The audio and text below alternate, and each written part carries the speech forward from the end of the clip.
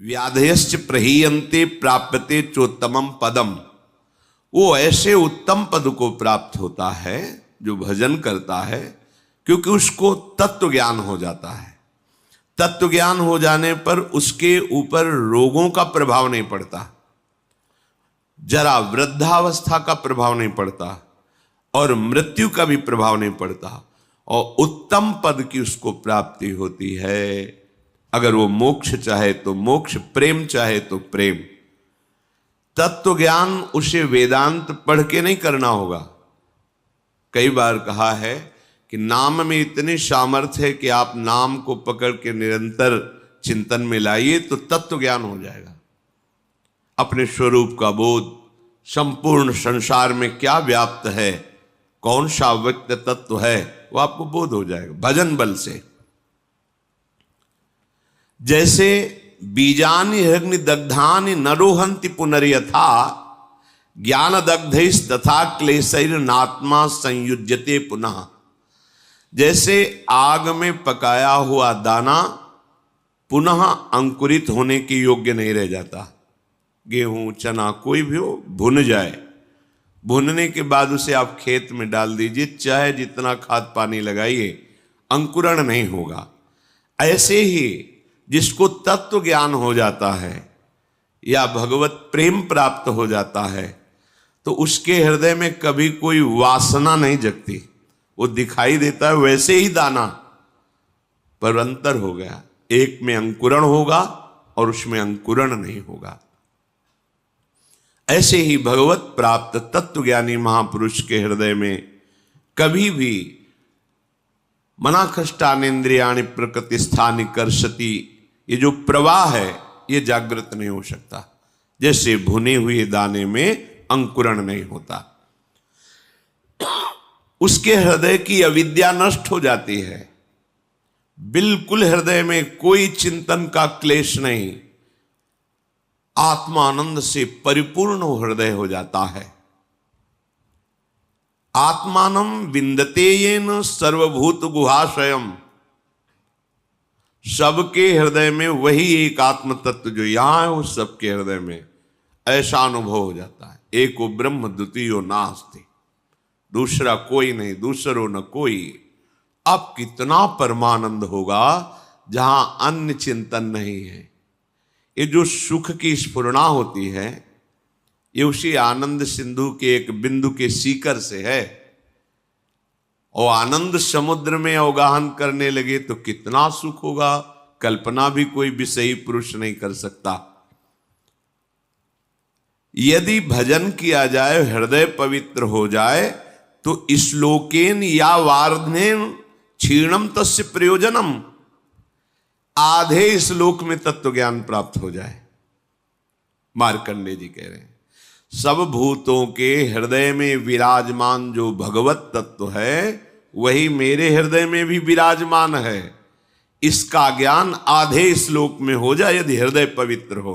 पवित्र हृदय भगवत भाव, अपवित्र हृदय देह भाव, भोग भाव, जागतिक भाव। उसको संपूर्ण शास्त्रों के अध्ययन करने का कोई प्रयोजन नहीं। यहां क्या लक्ष्य करा रहे हैं? हमें अधिक से अधिक समय भजन में देना है। खूब नाम जब चल रहा है अंदर से, बस यही कमी होती है। हम बाहर की क्रियाएं तो सांगोपांग कर सकते हैं, पर निरंतर तैल धारावत भगवत चिंतन बड़ी बाधा पहुंचाती माया। भजन के जो बड़े सूरवीर हैं, उनको भी परास्त करने के लिए ऐसे ऐसे जाल रचती है। क्या परास्त? उनका भगवत चिंतन छूटे और मेरे द्वारा किया हुआ विघ्न उसका चिंतन करे। पर वो भगवान के निज जन होते हैं, एक क्षण में उसके जाल को काट के अपने चिंतन में होते हैं। नहीं तो बह जाता है मनुष्य। अब हमसे भजन नहीं होगा, ऐसी विपत्ति आ गई, ऐसी समस्या आ गई, वो उसी चिंतन में इतना डूबने लगता है कि अब भगवत चिंतन छोड़। यही तो माया जाल रच रही थी तुम्हारा भगवत चिंतन छुड़ाने के लिए। बहुत विचित्र, तुम्हें दिखाई नहीं दे रही यहाँ एक एक कदम ऐसे दिखाई देता, ये काम, ये क्रोध, ये लोभ, ये मोह, ये मद, जैसे आप व्यक्ति रूप में दिखाई देते हैं, ऐसे अनुभव होता है। ये इसका जाल गिरा, अब ये गिरा, इसको कैसे बचाएं, पूरा विचार करके फिर देखते हैं कि अब तो हाथ से छूट गया, अब गया, अब बचा, देख सकते हो, बचा नहीं सकते। बचा तभी सकते हो जब वो बचना चाहे, और वो जाल ऐसे रचती है कि एक क्षण में इष्ट गुरु धाम सबको तिलांजलि दे के हाथ मिला लिया माया से। और यही ऐसे जाल रचती है कि लगता है परम सुख और परम हितैषी यही है हमारा, धोखा हो गया, अब वो निकल गया। तत्व ज्ञान प्राप्त करने के लिए कोई प्रयास की जरूरत नहीं, भजन करो, भजन करो। भगवान शंकराचार्य जी तत्व ज्ञान प्रदान करने के लिए ही आचार्य रूप में प्रकट हुए। वो कह रहे हैं कि तत्व ज्ञान में सबसे श्रेष्ठ है भक्तिरीव गरीयसी, भक्ति। अगर भगवान की भक्ति की जाए तो बहुत जल्दी तत्व ज्ञान प्राप्त हो जाए। भगवान शंकराचार्य जी भी निरंतर भजन, मैं कौन हूं, संसार का क्या स्वरूप है, भगवान का क्या स्वरूप है, सब आपको बोध हो जाएगा। नौ योगेश्वर इस सिद्ध महापुरुष आकाश मार्ग से चलते रहते हैं, अब भी हैं। ये विरक्त महापुरुष प्रायः जो सच्चे मार्ग के पथिक होते हैं उनके दर्शन पथ पे आते हैं, उपदेश देते हैं। इन्होंने कहा है कि एक एक कवल अन्न पाने से जैसे क्षुधा निवृत्ति तुष्टि पुष्टि होती है, ऐसे ही एक एक क्षण भजन करने से आपके हृदय में अपने स्वरूप का ज्ञान, प्रभु के चरणों में प्रेम और संसार का ज्ञान, पूरा कुछ पढ़ना लिखना नहीं पड़ेगा। आप भजन कर रहे, सत्संग सुन रहे, भजन करते रहिए, अपने आप ज्ञान स्फुरित होता चला जाएगा। पर सबसे कठिन इस संसार में है भजन करना। कोई माने या ना माने, कुछ कठिन नहीं, सबसे कठिन है भजन करना, क्योंकि ये अंदर की बात है। बहुत शांति से भजन में लगे हो, ऐसा माया जाल रच दिया कि अब लगा अरे क्या होगा, अब क्या होगा, छूटा भजन, छूटा। वो रचे ही अब क्या होगा, किसकी सलाह ले, किससे मिले, ऐसी विपत्ति, ऐसा संकट, ऐसा जाल कि लगता है अब क्या हो। अब वो राजी हो रही, छूटा भजन, छूटा। और जो चतुर है, राधा राधा राधा राधा राधा, मर जाऊंगा पर छोड़ूंगा नहीं, नष्ट हो जाऊंगा पर नाम नहीं छोड़ूंगा, सब अपमानित करें नाम नहीं छोड़ूंगा। अगर चूक हो गई, अब मैं वो क्या करूं जिससे मेरी प्रशंसा बच जाए, मेरा सम्मान बच जाए, मेरा परिवार बच जाए, मेरे पास पुनः सब सुख सामग्री आ जाए, भजन छूटा। ये बड़ी सूक्ष्म इसकी चाल है।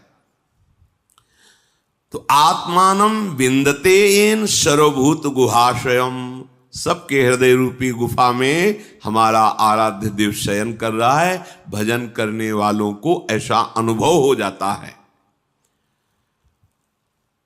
द्व्याक्षरादाभि संधाय केचिच्छ लोक पदांकितई, बहुत महिमामयी बात कह रहे।